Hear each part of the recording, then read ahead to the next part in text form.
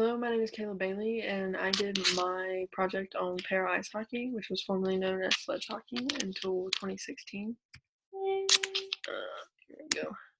So some of the equipment needed is a sled or sledge, which is this right here, and they have straps on them to like tuck people in. You need two hockey sticks. One end is a hooked blade, which is like a regular hockey stick end almost, and then the other has a metal pick on the end of it that players use like right here to get around the ice. And then they also have to wear protective gear such as helmets. And yeah, I'm gonna show you this video. But real quick, on the field of play, there are 6 players from each team on the ice at one time. There are 3 forwards, 2 defensemen, and 1 goaltender typically. And we're gonna watch this video.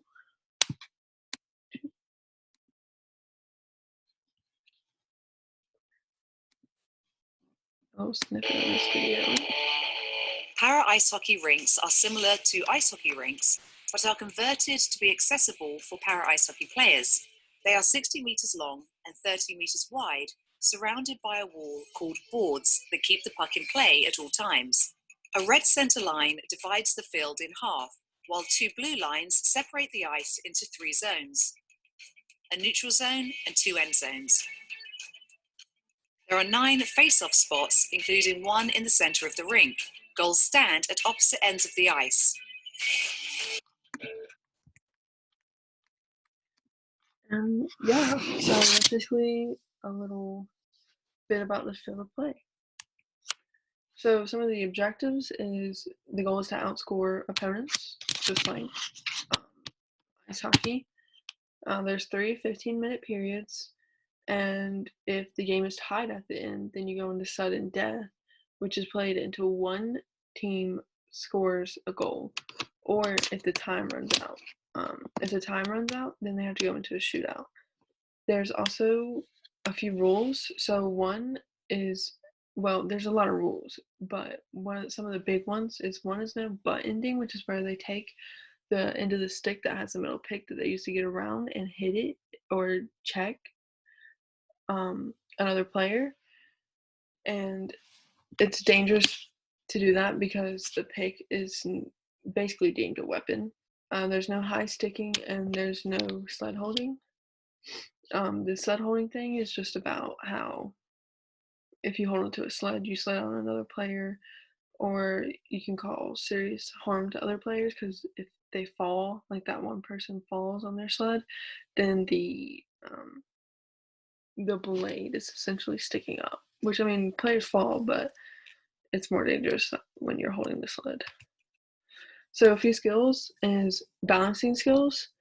That's really very important to para ice hockey because they use a sled that has 2 blades, but the 2 blades, especially at like the highest level of play, are really, really close to each other. So it's essentially like moving around on a sled with a middle blade on the bottom of it. And then the other one is puck control. That's very important because you're using 2 sticks, and essentially you have to be ambidextrous with the sticks and the puck. Because if the puck comes to your left side, it's not like you can for para ice hockey, you can't just take your right arm and come across. That's uncomfortable. So you're using your left hand, or if you're if you're left-handed, then it's essentially the same thing for the right hand. Modifications. So passing and shooting is a little bit different in um, para ice hockey because they're lower to the ground and their sticks are shorter, so it's more about your wrist movement, or you have more wrist movement in your passing and shooting skills than you would in a with one stick. Because with one stick, you're using your wrist, but it's not as much. and it's the whole you having two sticks is essentially a modification in itself. Handling a puck is different. Like we talked about before, you have to be ambidextrous, and you can also go underneath your sled because the front of the sled is supposed to be up off the ice. So you're going underneath. You can do all kinds of tricks underneath. You can pass underneath, um, and you're just using one hand to control the ball with yourself on one side, or you're using two hands. And just handling the puck is totally different in para ice hockey than it is um, in just ice hockey. So that's a modification that has happened. And then the sled is just a modification of moving around.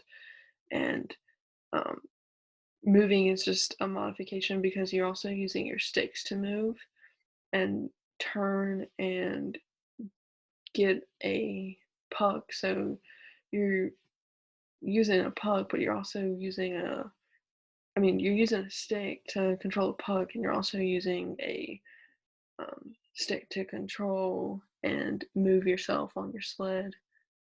And so, yeah, that is para ice hockey. I hope you enjoyed my presentation.